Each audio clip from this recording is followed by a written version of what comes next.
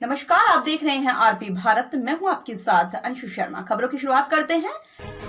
छपरा जयप्रकाश विश्वविद्यालय में 2 दिवसीय अंतर्राष्ट्रीय मनोविज्ञान सेमिनार में दूसरे दिन मुख्य वक्ता के रूप में ऋचा वर्मा प्राध्यापिका मिश्रा कॉलेज मुजफ्फरपुर रही। उन्होंने अपने वक्तव्य में कहा कि आर्टिफिशियल इंटेलिजेंस के बारे में बताया। उन्होंने कहा कि ब्रेन के सेल एक दूसरे से जुड़े होते हैं। अगर किसी की बुद्धि विकसित होती है तो उसके जरिए ही होती है। मस्तिष्क एक ऐसा प्रोसेस है जो सेल्स पर काम करता है। ये वो न्यूरॉन है जो एक दूसरे को इससे जोड़ते हैं। मस्तिष्क में इलेक्ट्रॉनिक चिप्स कैसे काम करते हैं उन्होंने बताया।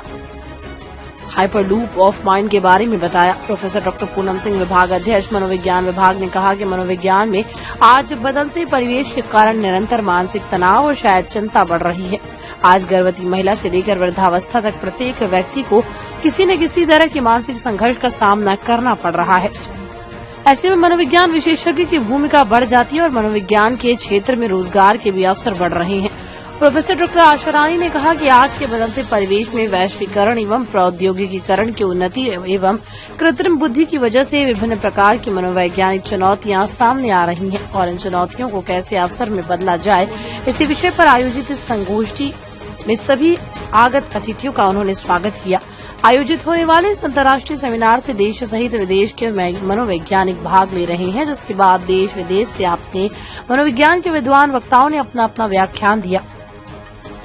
सभी आगंतुक विद्वानों ने अपने अपने विचार और व्याख्यान को प्रस्तुत किया। IPA president gold medal award 2024 से एडवाइजरी कमेटी के सदस्यों डॉक्टर अनुपम कुमार सिंह, प्राध्यापक डॉक्टर कुमारी नीतू सिंह, प्राध्यापिका गौरव कुमार, पाटलिपुत्र यूनिवर्सिटी को सम्मानित किया गया। इस दौरान जयप्रकाश विश्वविद्यालय सहित सभी संबंधित महाविद्यालय के शिक्षक में professor Jago Chaudhary, doctor Pramod Kumar, doctor Dinesh Ballabh, doctor Vivek Tiwari, doctor Harikesh Yadav professor और छात्र उपस्थित रहे।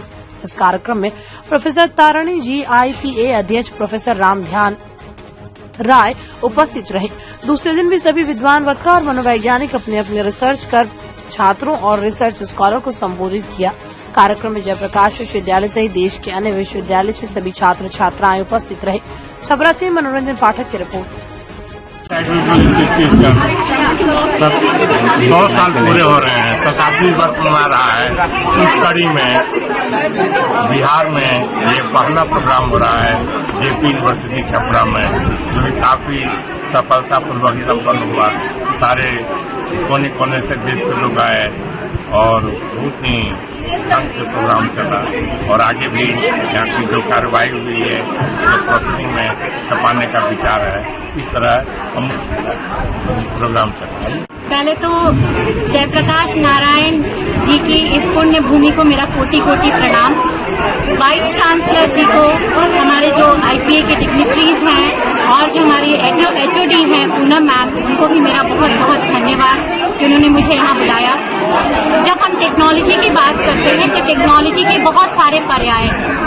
उन पर्यायों में से एक विषय आज मैंने आर्टिफिशियल इंटेलिजेंस पे बताया, लेकिन मैंने उसमें लाइ-फाई टेक्नोलॉजी की भी बात की।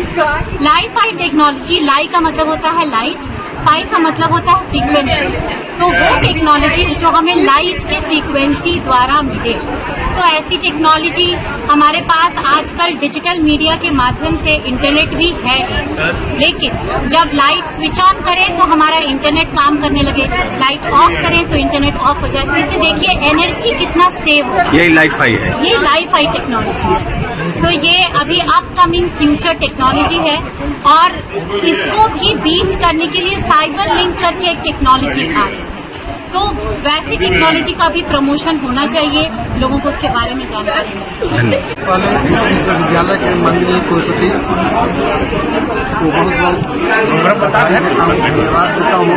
उन्होंने इस कार्यक्रम की हमारे विभाग की विभागाध्यक्षा प्रोफेसर पूनम कुमारी के नेतृत्व में और IPA के अध्यक्ष तारणी सर को बहुत बहुत बधाई और धन्यवाद देता हूँ।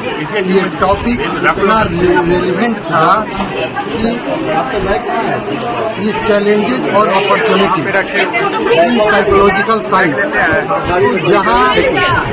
जहाँ चुनौती होता है वहीं अपॉर्चुनिटी भी होता है। मेरे प्रधानमंत्री भी कहते हैं कि अपने हर चुनौती को अवसर में बदलें। ये मेंटल हेल्थ के क्षेत्र में आज जो ग्लोबल एक्सपोजर हो रहा है, इस ग्लोबल एक्सपोजर के चलते फ्रस्ट्रेशन, स्ट्रेस, एंजाइटी भी बढ़ रहा है। तो वैसी स्थिति में ये हम लोगों के लिए चैलेंज है और इसको हम लोग अपॉर्चुनिटी में कन्वर्ट करके इस पर नए नए रिसर्च करके और इसको कैसे दूर किया जाए, उस पर यह आयोजन हुआ और बहुत ही अनुशासित ढंग से हुआ और जितने जो प्रतिभागी हुए उनका बहुत ही स्टैंडर्ड का पेपर रहा और उन सारे प्रतिभागियों को भी मैं बहुत बहुत धन्यवाद देता हूं और इससे विश्वविद्यालय को ही नहीं पूरे मनोविज्ञान के क्षेत्र में बहुत लाभ मिलेगा और स्ट्रेस मैनेजमेंट, मेंटल हेल्थ के क्षेत्र में बहुत इससे इम्प्रूवमेंट आएगा। सर अपना परिचय दे दीजिए। मैं director institute of psychological research, Patna university.